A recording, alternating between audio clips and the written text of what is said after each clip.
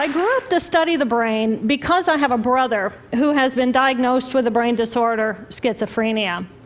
And as a sister, and later as a scientist, I wanted to understand why is it that I can take my dreams, I can connect them to my reality, and I can make my dreams come true. What is it about my brother's brain and his schizophrenia that he cannot connect his dreams to a common and shared reality, so they instead become delusion? So I dedicated my career to research into the severe mental illnesses, and I moved from my home state of Indiana to Boston, where I was working in the lab of Dr. Francine Benes in the Harvard Department of Psychiatry. And in the lab, we were asking the question, what are the biological differences between the brains of individuals who would be diagnosed as normal control, as compared with the brains of individuals diagnosed with schizophrenia, schizoaffective, or bipolar disorder? So we were essentially mapping the microcircuitry of the brain, which cells are communicating with which cells, with which chemicals, and then in what quantities of those chemicals. So there was a lot of meaning in my life because I was performing this type of research during the day. But then in the evenings and on the weekends, I traveled as an advocate for NAMI, the National Alliance on Mental Illness. But on the morning of December 10, 1996, I woke up to discover that I had a brain disorder of my own. A blood vessel exploded in the left half of my brain. And in the course of 4 hours, I watched my brain completely deteriorate in its ability to process all information. On the morning of the hemorrhage, I could not walk, talk, read, write, or recall any of my life. I essentially became an infant in a woman's body. If you've ever seen a human brain, it's obvious that the two hemispheres are completely separate from one another. And I have brought for you a real human brain.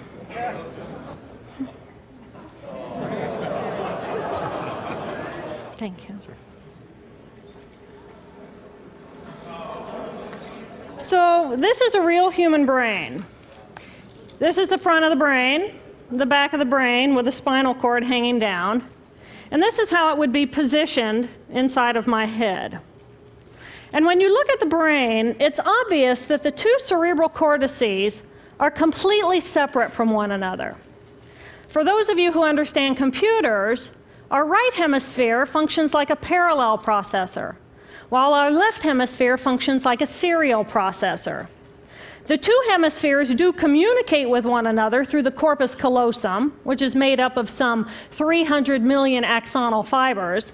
But other than that, the two hemispheres are completely separate.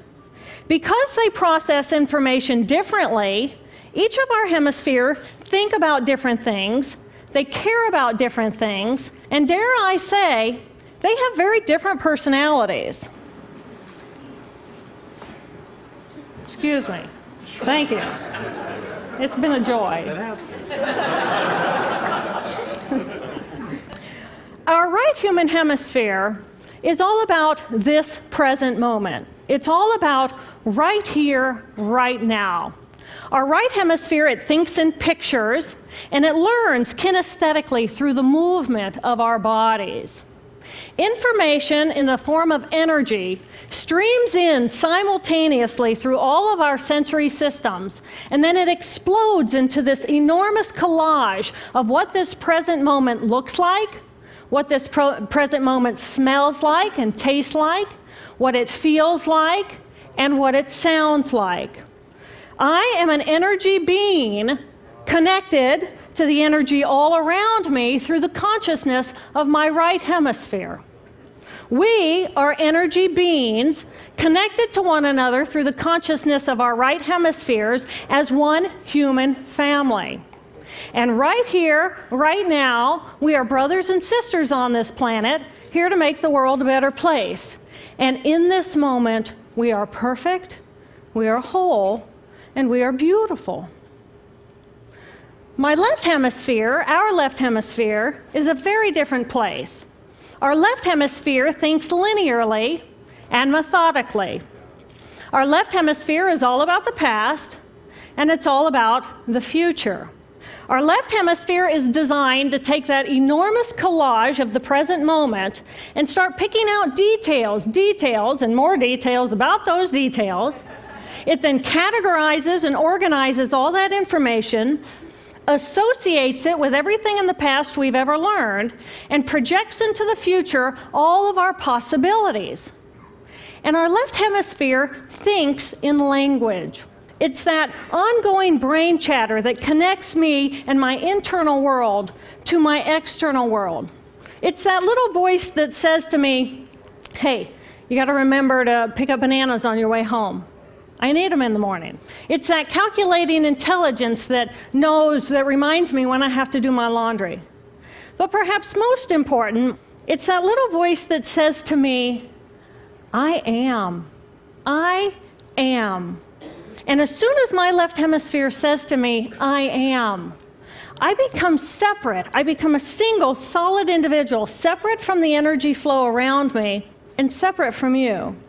And this is a portion of my brain that I lost on the morning of my stroke.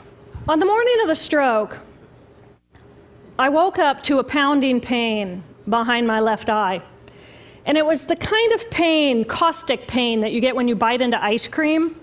And it just gripped me, and then it released me. And then it just gripped me, and then it released me. And it was very unusual for me to ever experience any kind of pain, so I thought, okay, I'll just start my normal routine. So I got up and I jumped onto my CardioGlider, which is a full-body, full exercise machine. And I'm jamming away on this thing, and I'm realizing that my hands look like primitive claws grasping onto the bar. And I thought, that's very peculiar. And I looked down at my body, and I thought, whoa, I am a weird-looking thing. And it was as though my consciousness had shifted away from my normal perception of reality, where I'm the person on the machine having the experience, to some esoteric space where I'm witnessing myself having this experience. And it was all very peculiar, and my headache was just getting worse, so I get off the machine, and I'm walking across my living room floor, and I realize that everything inside of my body has slowed way down. And every step is very rigid and very deliberate. There's no fluidity to my pace, and there's this constriction in my area of perception, so I'm just focused on internal systems. And I'm standing in my bathroom getting ready to step into the shower, and I could actually hear the dialogue inside of my body. I heard a little voice saying, okay, you muscles, you got to contract, and you muscles, you relax. And then I lost my balance, and I'm propped up against the wall. And I looked down at my arm, and I realized that I can no longer define the boundaries of my body. I can't define where I begin and where I end, because the atoms and the molecules of my arm blended with the atoms and molecules of the wall. And all I could detect was this energy. And I'm asking myself, what is wrong with me? What is going on? And in that moment, my brain chatter, my left hemisphere brain chatter, went totally silent. Just like someone took a remote control and pushed the mute button. Total silence. And at first I was shocked to find myself inside of a silent mind. But then I was immediately captivated by the magnificence of the energy around me. And because I could no longer identify the boundaries of my body, I felt enormous and expansive. I felt at one with all the energy that was, and it was beautiful there. And then all of a sudden, my left hemisphere comes back online, and it says to me, hey, we got a problem, we got to get some help. And I'm going, oh, I got a problem. So it's like, okay, I got a problem. But then I immediately drifted right back out into the consciousness, and I affectionately refer to this space as La La Land. But it was beautiful there. Imagine what it would be like to be totally disconnected from your brain chatter that connects you to the external world. So here I am in this space, and my job and any stress related to my job, it was gone. And I felt lighter in my body. And imagine all of the relationships in the external world and any stressors related to any of those, they were gone. And I felt this sense of peacefulness. And imagine what it would feel like to lose 37 years of emotional baggage. Oh, I felt euphoria. Euphoria. It was beautiful there. And then again, my left hemisphere comes online and it says, hey, you've got to pay attention. We've got to get help. And I'm thinking, I got to get help. I got to focus. So I get out of the shower and I'm mechanically dressed and I'm walking around my apartment and I'm thinking, I got to get to work. I got to get to work. Can I drive? Can I drive? And in that moment, my right arm went totally paralyzed by my side.